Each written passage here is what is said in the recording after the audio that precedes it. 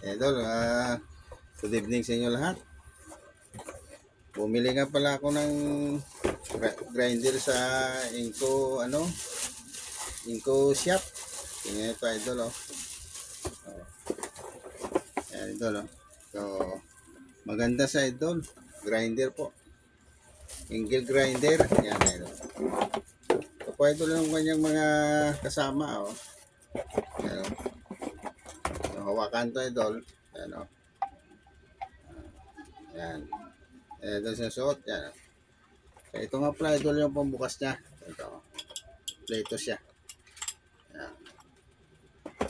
Yung kanyang safety, para pag nabasagan ka, idol, hindi tatama sa'yo. Ayan. Ayan, ito, idol, safety. Ayan. Dito ang idol, kinakabit na, idol. Ayan. Ayan. Ayan, yan.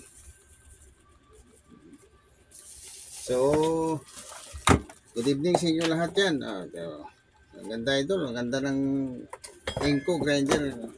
Angle grinder, oh. Tsaka pala, idol, meron din ako binili sa Shopee. Yung ng welding.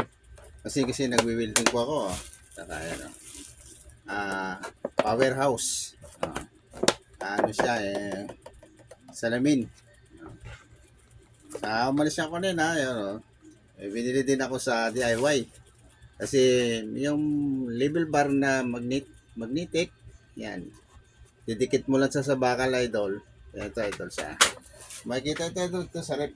O, didikit siya, idol, O. Para pag na-welding ka, kahit didikit mo sa bakal, nasa level mo lang siya, it's okay. Yan.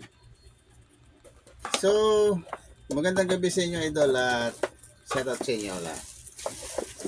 Madagdagan na naman yung aking gamit na kasi kailangan ko kasi ito dahil yung trabaho ko talagang gumagawa kami ng mga bahay o kahit anuman, mga idol, o bakal man, sa electrical man, o lahat.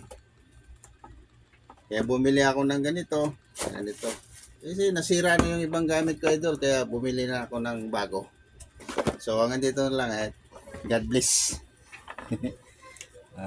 Ingat kayo.